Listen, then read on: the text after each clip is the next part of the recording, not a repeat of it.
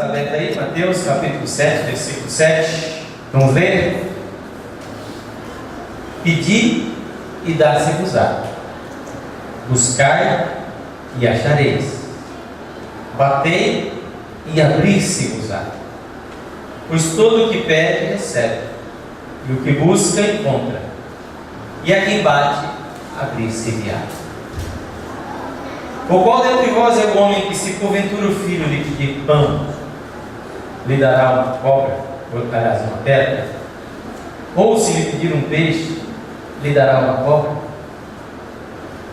Ora, conclusão de Jesus, ora, se vós, que sois maus, sabeis dar boas dádivas aos vossos filhos, quanto mais vosso Pai que está nos céus dará boas coisas aos que lhe pedirem. É uma pergunta de Jesus. O que você acha? Versículo 12. Tudo quanto, pois, quereis que os homens vos façam, assim fazei vós também a eles, porque esta é a lei e os profetas. Amém? Vamos orar? Feche seus olhos. Pede ao Senhor para falar ao seu coração nessa noite.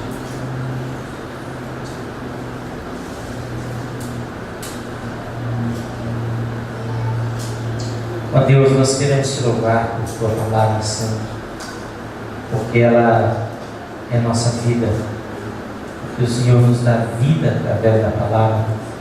O Senhor mesmo disse: nem só de pão viverá o homem, mas de toda a palavra que procede da boca de Deus. Nós te pedimos agora que essa palavra, Senhor, seja vivificada pelo teu Espírito ao nosso coração. Que o Senhor nos ajude a compreender o que a tua palavra está dizendo, que nós estamos, o que nos está sendo ensinado, que nós estamos sendo convocados a viver aqui. E que o Senhor possa nos iluminar o coração, nos dar entendimento, para que ao sairmos daqui desse lugar, não só a nossa mente tenha sido esclarecida, mas nosso coração tenha sido aquecido, para que nós possamos nos aproximar mais de Ti e viver em comunhão contigo e viver para a Tua glória, Senhor. Em nome de Jesus. Amém.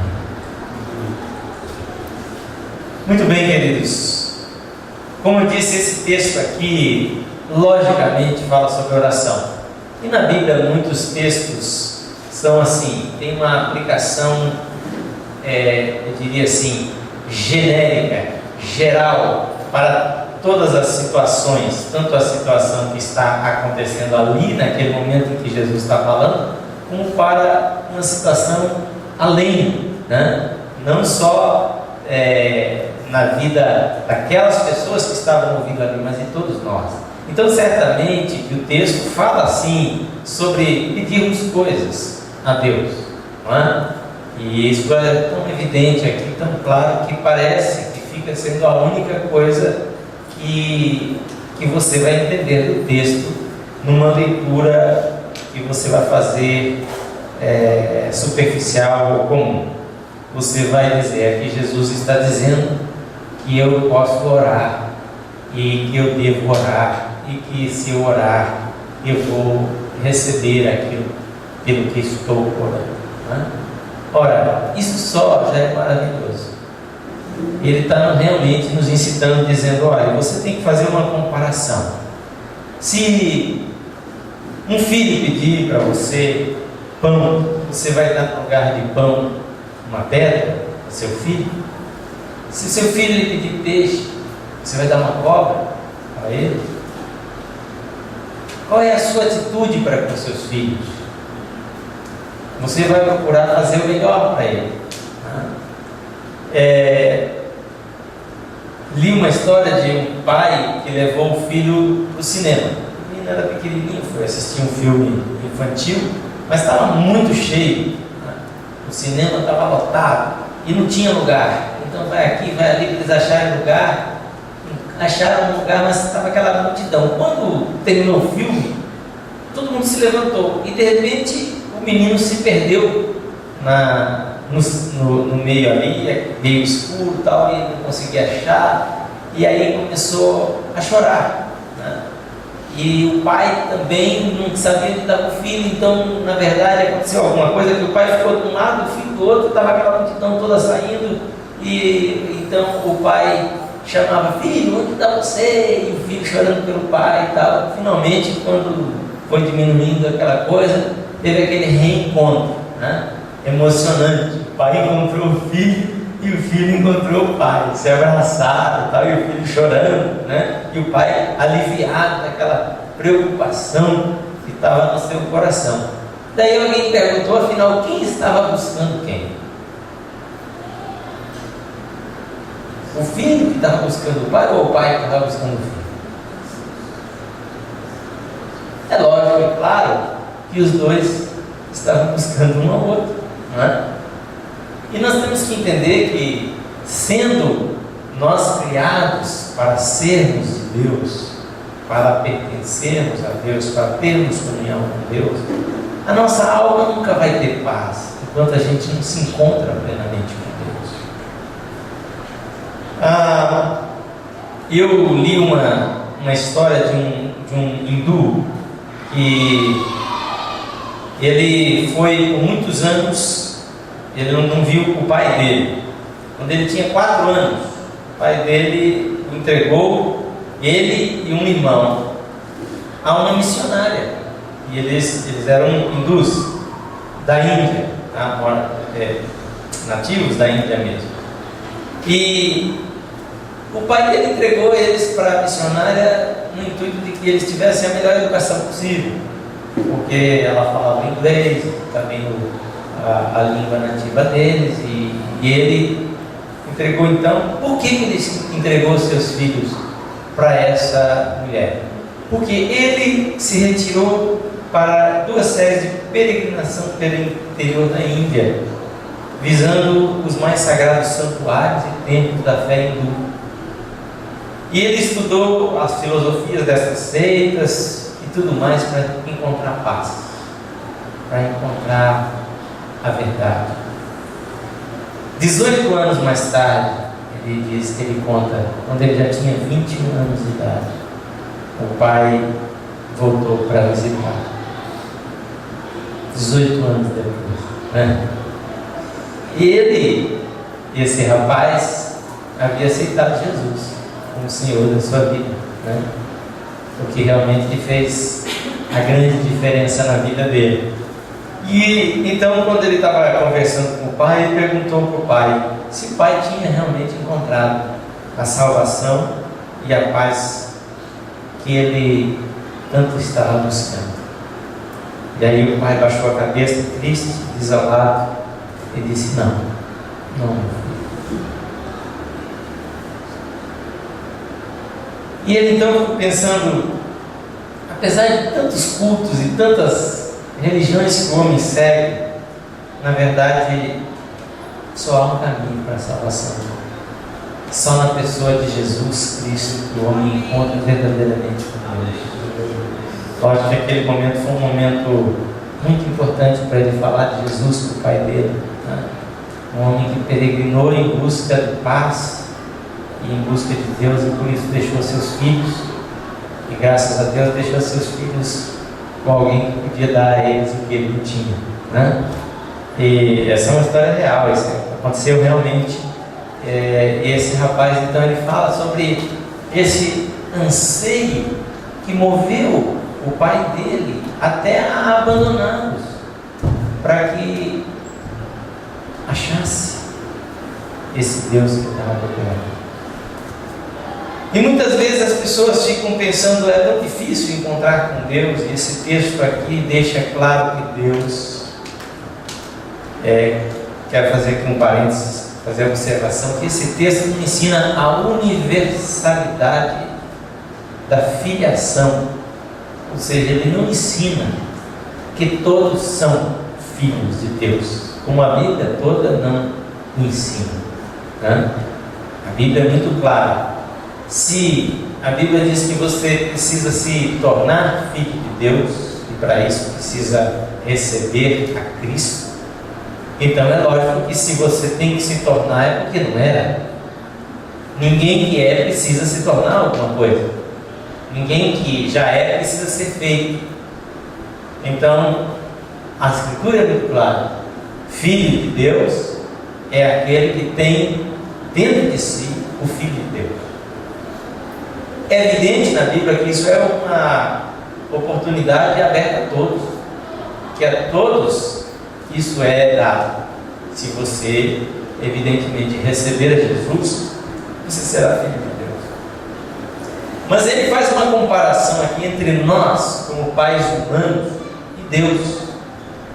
E ele faz a comparação com uma ênfase bem forte aqui. Ele diz: se vós, que sois maus, sabeis dar boas dádivas aos vossos filhos. E eu queria que você entendesse essa palavra mal aqui. É exatamente isso mesmo. Tá? A palavra vem de um substantivo grego que significa, um adjetivo, né? Que vem de um substantivo que significa depravação, iniquidade, corrupção, malícia, propósito e desejos maus. Essa palavra significa que o homem é cheio de labores, aborrecimentos e é atormentado por toda a sua vida. Significa que o homem tem uma natureza e uma condição má.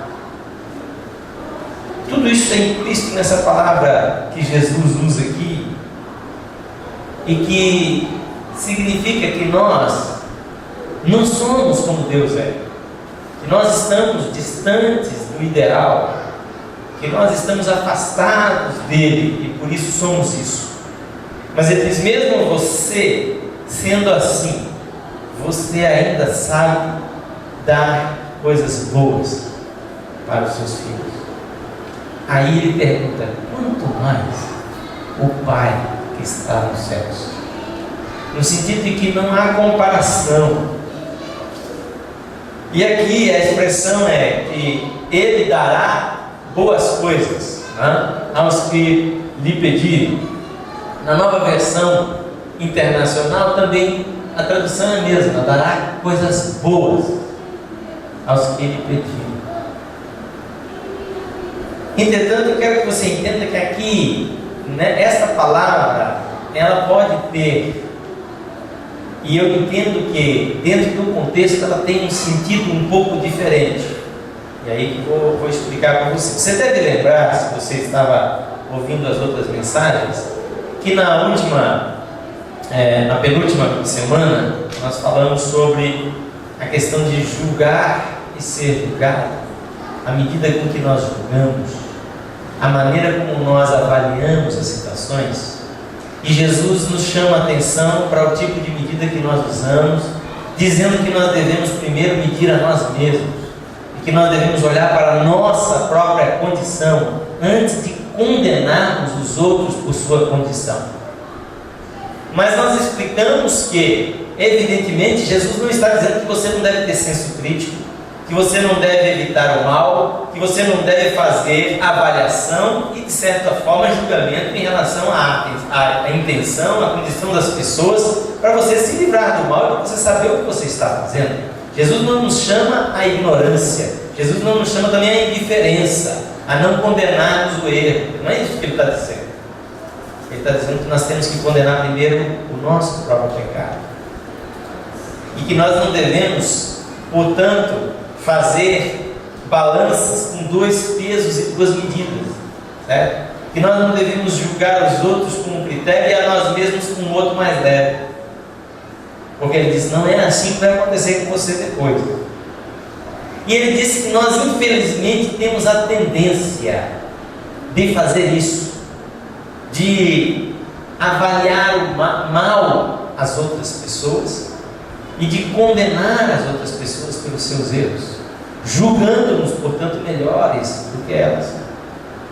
E aí Jesus diz: quando você faz isso, você está com uma trava, você está com uma viga no seu olho, e você tem que primeiro tirar essa viga para você poder ajudar o outro olha bem, ajudar o outro a tirar o cisco do seu olho. Mas logo depois, e foi a semana passada nós falamos sobre isso, Jesus fala sobre você não atirar pérolas aos porcos. E nós deixamos claro aqui que o significado bíblico e correto disso aqui é que atirar pérolas aos porcos é pegar a mensagem do Evangelho, que é a mensagem da cruz, e aqui que está em Cristo isso, tá? E fazer a mensagem do Evangelho se adequar ao gosto do pecador. Ou seja, tentar tornar o Evangelho atrativo àqueles que não querem a cruz. Diminuir o preço. Seria como Jesus dizer assim para o rapaz: vai, aquele rico, né? Nós citamos isso, vende tudo que tens, dá aos pobres, e o rico fica triste e ele dizer: não, vai, então tem metade só. Não, então tem lá só 25%. Já que está difícil para você. Mas Jesus não aceita isso. Ele diz: o que tem que ser imposto, tem que ser. E se as riquezas eram o Deus daquele rapaz, ele jamais poderia seguir Jesus com elas. De modo que Jesus é muito enfático e claro no que ele fala. Se você não renunciar a tudo quanto tem, não pode ser meu discípulo. E isso não é só para eles lá, é para todos nós. Porque ele diz assim: pois todo aquele que dentro de vós não renuncia a tudo quanto tem, não pode ser meu discípulo. Então Jesus está dizendo que nós não devemos pegar como discípulos e filhos dele, e não devemos minimizar as exigências da cruz de Cristo sobre a nossa vida, e nem sobre a vida dele. Que o Evangelho verdadeiro é o Evangelho da renúncia, é o Evangelho da perda. Você tem que perder. E se você não perder a sua vida por amor a Jesus, você nunca vai salvar. E então, imediatamente Jesus começa a dizer: peça, e vai ser dado a você. Busque, e você vai encontrar. Bata a porta. Essa é a figura. Bater a porta. E a porta vai ser aberta para você. E então ele diz: pois todo aquele que pede, recebe; o que busca, encontra; e a quem bate, a porta lhe será aberta. E aí ele compara a gente com Deus, perguntando: o que você duvidaria de Deus? Da capacidade dele e da intenção dele de te fazer bem. Ora, o que isso tem a ver com aquilo? De que maneira que nós podemos entender esse texto aqui dentro do contexto maior? Porque a ideia que muitas vezes nós temos, e como eu disse, não é de todo errado, porque é bíblico, e a gente então tem que procurar o contexto maior da Bíblia. É bíblico que Deus quer atender às suas necessidades. É bíblico que não só as necessidades, mas Deus tem prazer em nos fazer bem. É bíblico que Deus quer o bem dos homens e não o seu mal. E até o mal que nós temos que viver, porque o mundo foi condenado, é um mal que tem a finalidade de produzir para nós o bem. Porque se nós não sofrermos aqui e não entendermos que aqui vamos morrer, que a morte é o resultado do nosso pecado, nós vamos viver eternamente perdidos. Ou melhor dizendo, nós vamos nos perder eternamente. Nós vamos viver, ou não vamos usar a expressão viver, nós vamos experimentar a morte eterna. Então o próprio sofrimento que o homem tem que passar é para o seu benefício hoje. Você tem que entender que você não está, como eu disse ontem, você não está no céu, você não está no paraíso. Aqui não é o lugar que Deus finalizou e realizou para nós. Pelo menos não é como Ele realizou. Está compreendendo? Então, ora, é certo sim a gente entender aqui no texto que ele está falando que você pode pedir coisas boas a Deus, mas eu quero ir além, eu quero explicar para você que essa palavra no final do versículo, essa palavra coisas boas, boas coisas, ela significa alguma coisa de constituição ou natureza boa, útil e saudável. Significa algo agradável, amável, alegre, feliz, excelente, distinto, honesto, honrado. Bom, o que tem a ver isso com o que eu estou falando? Tem a ver que o real significado disso aqui é que você não está em condições de seguir esse evangelho da cruz. Que você não está em condições de pagar, vamos dizer assim, o preço que tem que ser pago. Que a sua natureza má não te possibilita viver no padrão que Deus quer que você viva. Mas que se você se humilhar diante de Deus e desejar que Ele transforme o seu coração, Ele vai te dar ser bom. Entenda bem, não é só que Ele vai te dar coisas boas.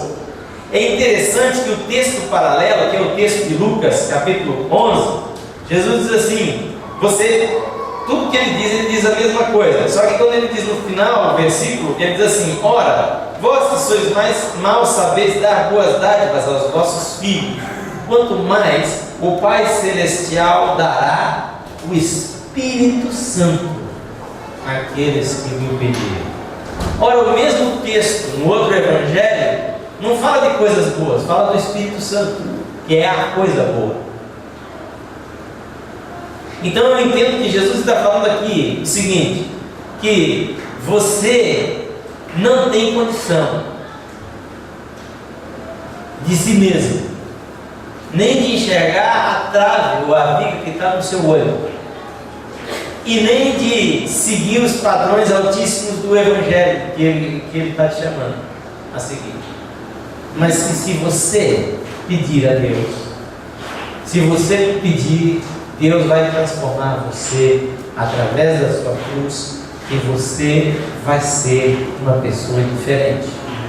Ele está dizendo que Ele vai dar uma capacitação. Essa capacitação é essa coisa boa. Ou seja, no sentido de que Deus está dizendo assim, você é mau, mas você sabe beneficiar os seus filhos. Quanto mais o Pai vai ter a capacidade de transformar você para que você faça aquilo que tem que ser feito e viva como tem que ser vivido. Em outras palavras, voltando ao que eu disse ontem, eu quero reforçar, porque alguns casais estavam aqui, os outros não. Então eu quero dizer para você que o Evangelho é a cruz. E a cruz não é um sofrimento que as pessoas têm que passar. Porque sofrimento os ímpios, os maus também experimentam. E isso não significa que eles vão ser salvos porque sofreram. Porque sofrimento é o que nos é reservado de qualquer maneira, e muito mais se nós não tivermos Jesus. Porque nós vivemos num mundo em que o resultado natural das coisas vai produzir o sofrimento.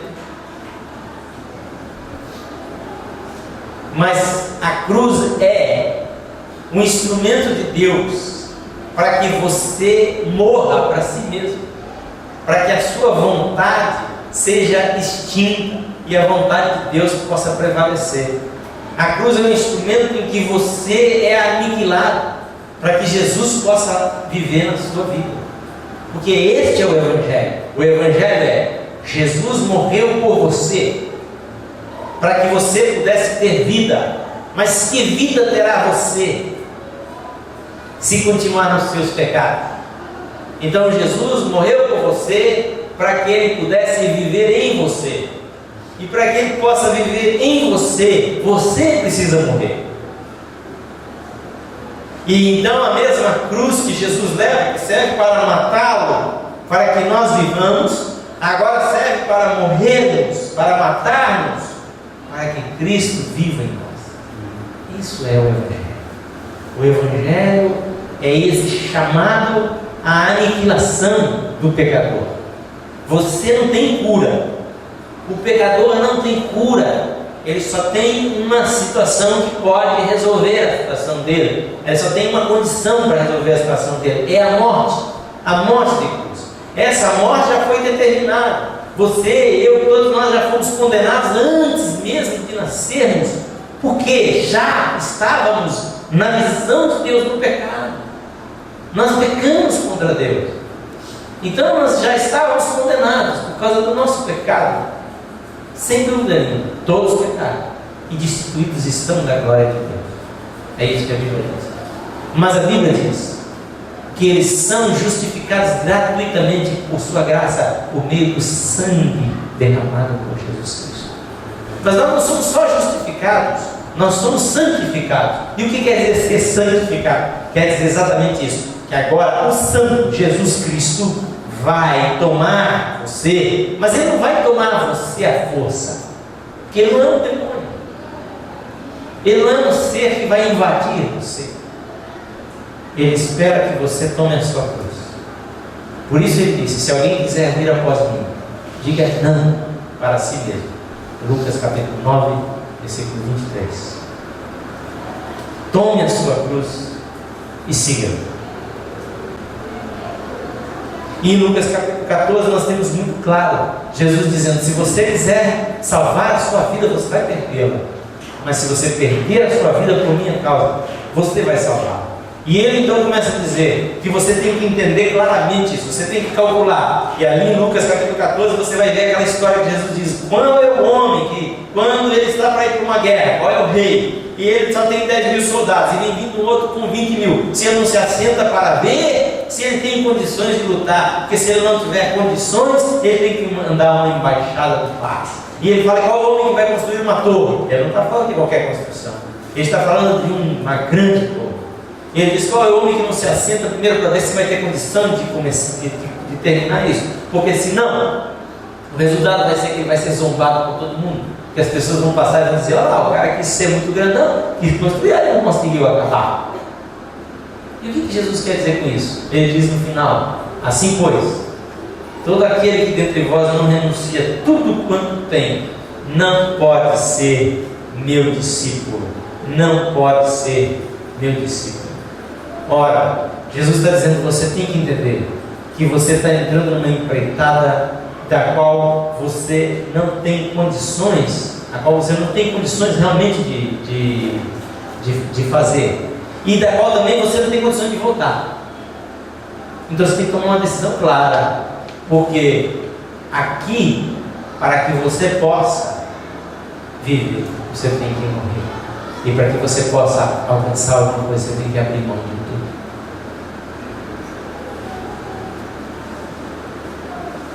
Eu vi uma história de um menino que o pessoal estava passeando na praia e eles estavam vendo muitas conchinhas, muitas quebradas e tal, e algumas inteiras aqui e ali, e os meninos, as crianças iam pegando, e de repente eles olharam, estava assim a uns 15 metros da praia, boiando uma linda estrela do mar, mas grande. E o menino olhou para eles assim: é minha, né? E saiu correndo para pegar.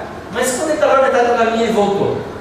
Ele voltou, frustrado, e falava: pega, vai, é sua, vai lá pegar. E ele voltava, e depois voltava de novo, e voltava de novo, e chegava mais perto e voltava outra vez. E aí eles perguntaram: mas afinal, o que está acontecendo? Por que você não pode pegar?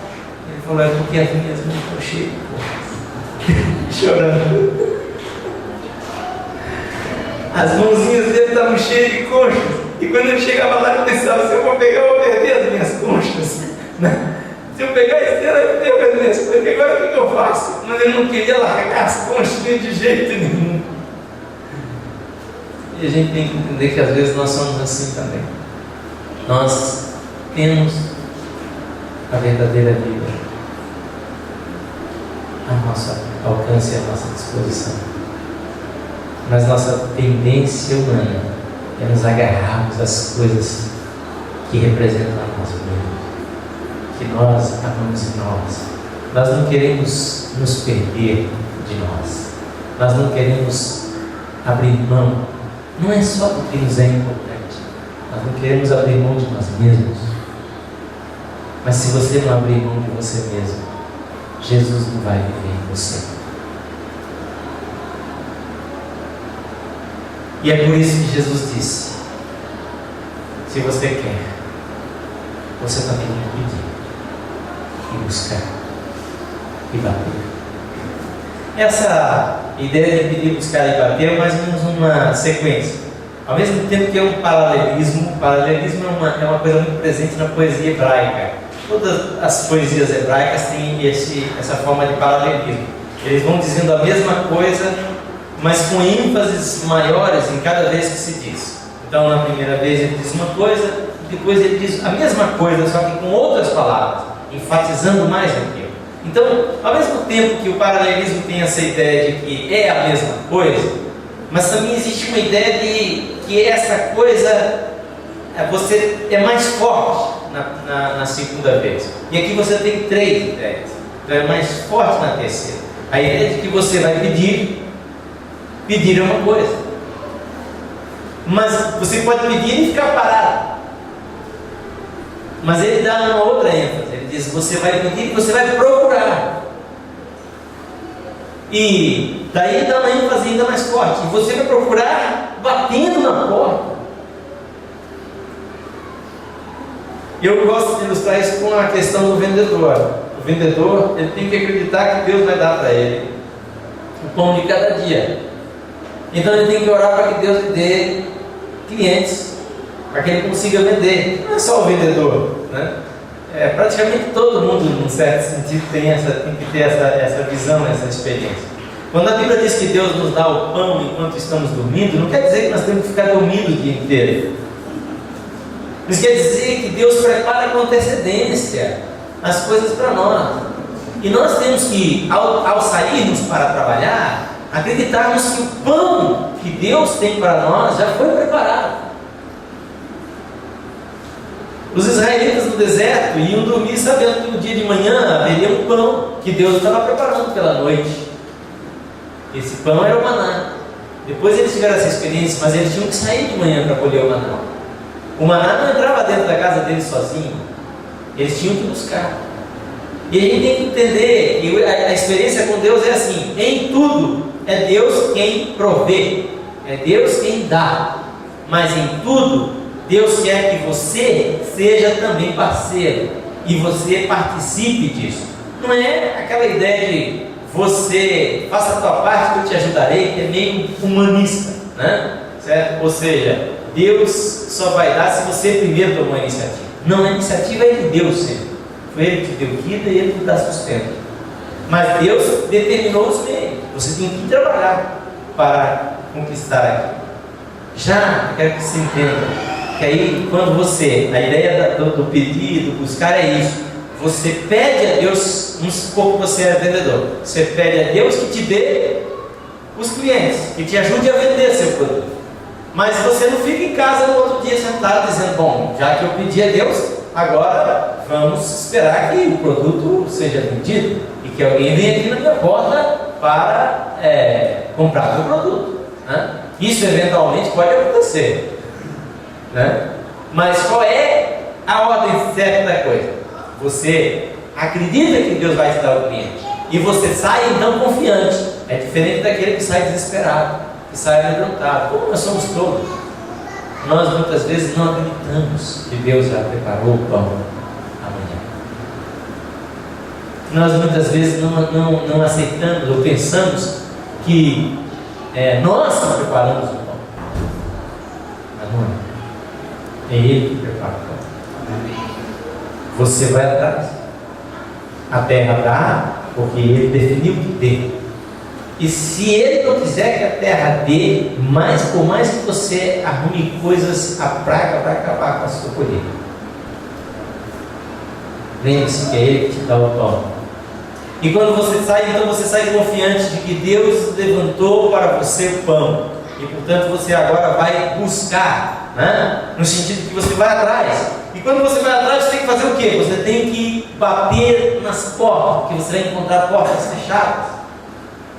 Quando eu falo do vendedor, é porque o vendedor tem essa experiência. Ele tem que abrir a porta, ele tem que convencer a pessoa, ele tem que trabalhar naquilo. Mas é só um exemplo, uma ilustração. Porque aqui a coisa se aplica de uma maneira inversa, no sentido de que aqui Deus está dizendo assim: se você precisa ajuda para morrer, se você precisa ajuda para viver dentro desse padrão que você naturalmente não pode, portanto você precisa tomar a sua cruz. Você tem que pedir, você tem que reconhecer que você não pode, mas que Deus pode fazer você ser o que você não é. Amém? Então você está aqui para pedir, nessa noite você está aqui para pedir a Deus, dizer: Deus, eu quero a vida que o Senhor tem para me dar. E se para isso eu tenho que perder a vida que tenho, se eu tenho que abrir mão das minhas conchas naturais para poder alcançar a verdadeira estrela, a verdadeira vida, eu quero a vida, mas eu preciso da tua ajuda, porque nem isso eu consigo fazer. Chris Howells, que foi um servo de Deus na época da Segunda Guerra Mundial, ele tinha uma escola de intercessão na Inglaterra.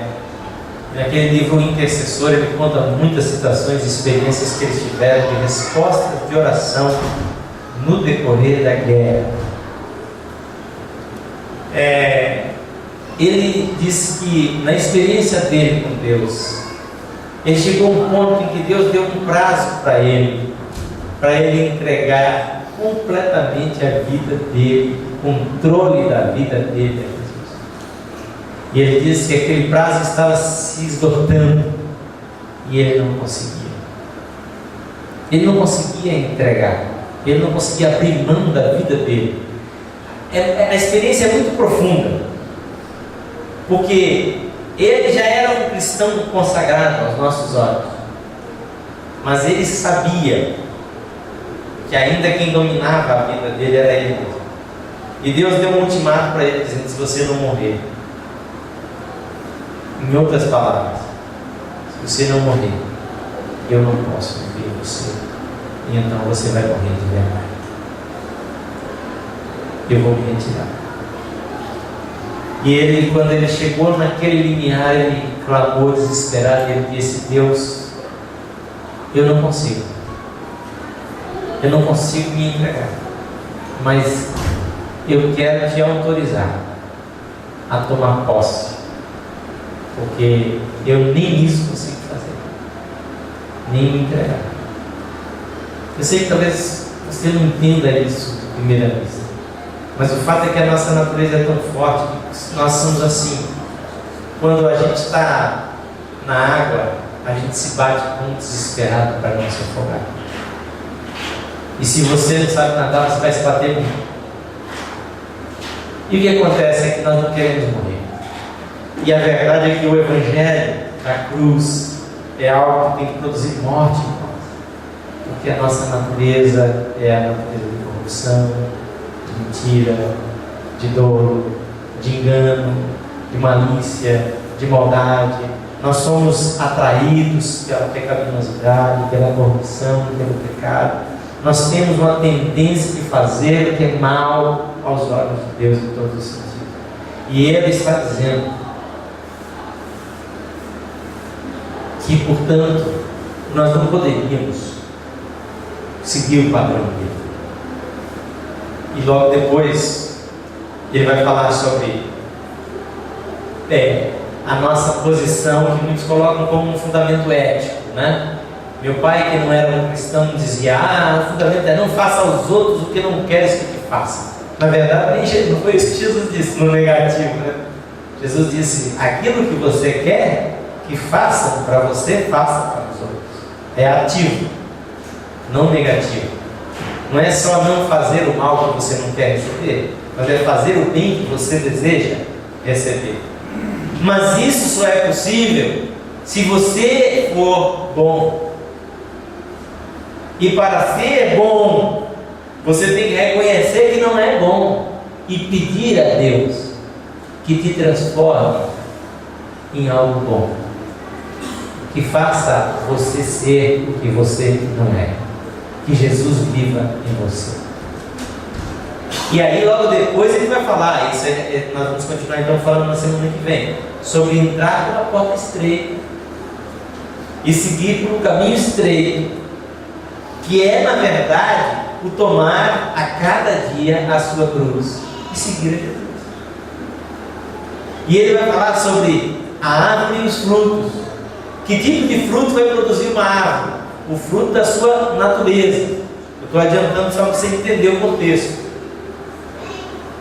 Portanto, ele fala assim: muitos vão dizer, Senhor, Senhor, mas na verdade nunca foram transformados por dentro, nunca tomaram a sua cruz, nunca andaram em submissão, e por isso produziram iniquidade na sua vida. E aí ele vai dizer: apartai-vos de mim, vós que praticais a iniquidade.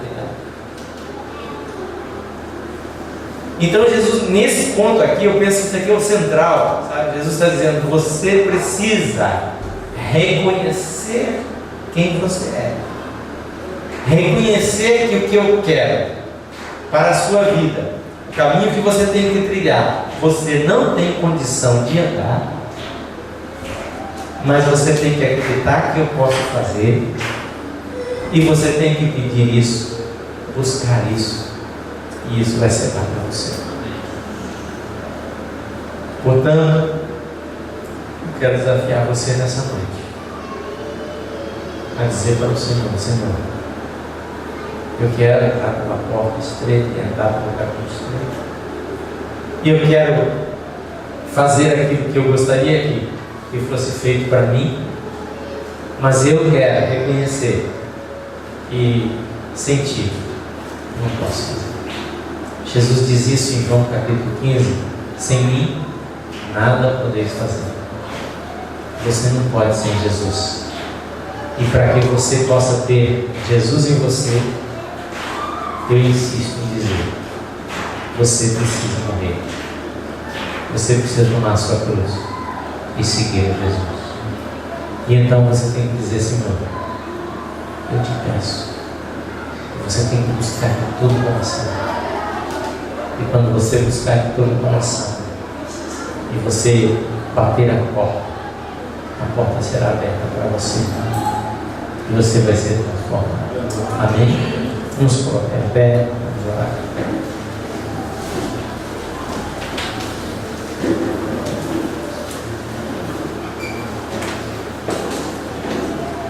Antes de orar, eu queria que você pensasse o seguinte: em 1981, o Gilberto Gil lançou um LP, eu lembro do LP, né? Aquele discão de vinil, né? Até pouco tempo era a coisa mais moderna que tinha. Oi? Eu ainda tenho uns LP lá em casa. Se você nunca viu, eu posso te mostrar. Os mais jovens talvez nunca viram, né? Mas ele lançou um LP chamado A Gente Precisa Ver o Luar. E entre as músicas desse disco que fez muito sucesso, tinha uma que era Se Eu Quiser Falar com Deus. Alguns aqui devem lembrar. O que ele dizia na música? Ele dizia assim: se eu quiser falar com Deus, tenho que ficar a sós, tenho que apagar a luz, tenho que folgar os nós dos sapatos, da gravata, dos desejos, dos receios, tenho que esquecer a data, tenho que perder a conta, tenho que ter mãos vazias, ter a alma e o corpo nus. Se eu quiser falar com Deus, tenho que aceitar a dor, tenho que comer o pão que o diabo amassou, tenho que virar um cão, tenho que lamber o chão dos palácios, dos castelos suntuosos do meu sonho, tenho que me ver tristonho, tenho que me achar medonho, e apesar de um mau tamanho, alegrar meu coração. Se eu quiser falar com Deus, tenho que me aventurar, tenho que subir aos céus sem cordas para segurar, tenho que dizer adeus, dar as costas, caminhar decidido pela estrada, que ao findar vai dar em nada, nada, nada do que eu pensava. É incrível como não só ele, mas tantas outras pessoas têm essas ideias tão negativas a respeito de Deus. Ele usa algumas coisas que de certa forma são verdadeiras, porque se você quiser não falar com Deus, se você quiser andar com Deus, tem que tomar a cruz. Mas ele não pode ver o Deus verdadeiro, o Deus que antes tomou a cruz e que estava na frente. Porque Jesus não quis por você fazer o que ele não fez primeiro. E ele justamente está dizendo para você que ele sabe muito bem que você não pode fazer, mas ele pode fazer por você. Mas para você ter isso, você precisa querer isso, desejar isso e pedir isso. Aqui Jesus apresenta um Deus bom, um Deus que quer fazer o bem, um Deus que quer nos transformar, mas que para nos transformar nós precisamos querer ser transformados. Nós precisamos abrir o coração para isso. E é isso que ele está dizendo. Essa vai ser dado. Busque, você vai encontrar. Bata, que a porta vai ser aberta para você. Você quer a porta aberta? Você quer que Deus realmente governe a sua vida? Então você deve dizer: Deus, eu quero te pedir, me dê graça para levar a cruz, me dê graça para viver o Evangelho que eu não posso viver sozinho. Amém? Feche seus olhos, baixe sua cabeça, vamos orar.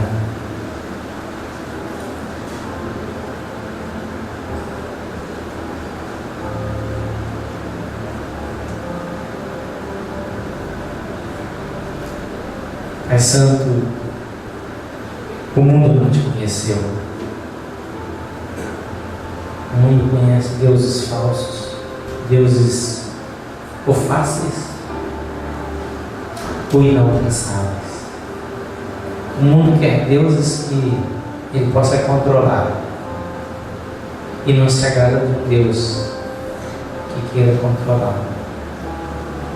Mas nós queremos reconhecer, Senhor, que Tu és o Senhor, que nós não podemos Te controlar, que nós temos que nos submeter a Ti, mas ao mesmo tempo nos alegramos porque Tu és bondoso, porque Tu és Pai, porque Tu nos recebes não como escravos, não como dominados pela força, mas como filhos. E quando Tu nos vences para ser o nosso amado, para nos carregar nas costas, para nos levar no colo. Muito obrigado, Jesus, pela cruz. Na cruz está o Teu amor. Na cruz está algo que nós, num primeiro momento, não queremos, mas na cruz está a vida. Porque nela nós podemos deixar de ser o que somos, para que o Senhor seja em nós o que o Senhor quer que sejamos. Então, Senhor, nós te pedimos nessa noite, ajuda-nos, Senhor.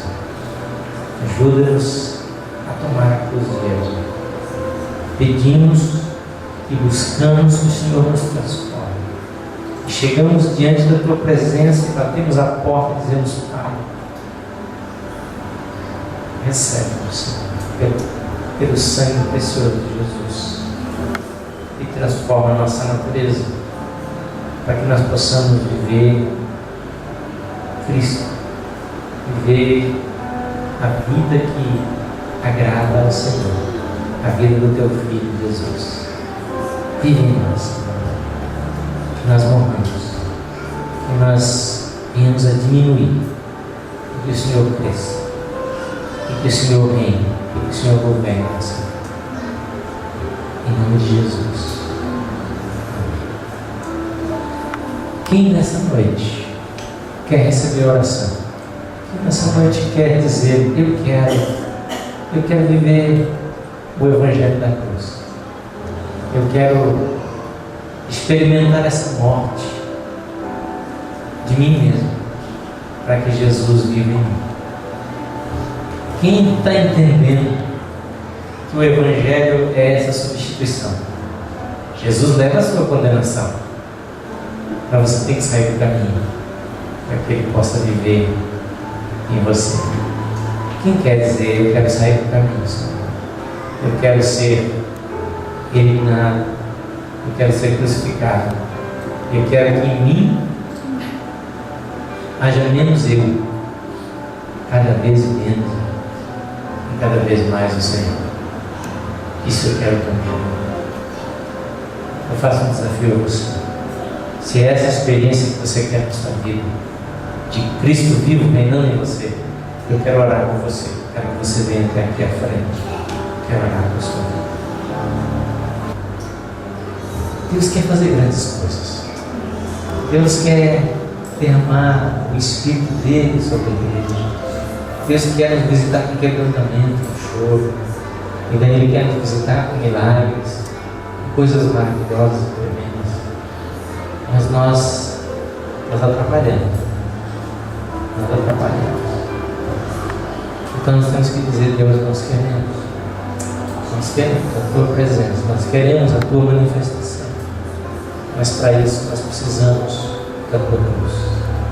Sem cruz, amado, Jesus não vive em nós. Vamos orar. Diga ao Senhor: Senhor, eu quero a cruz.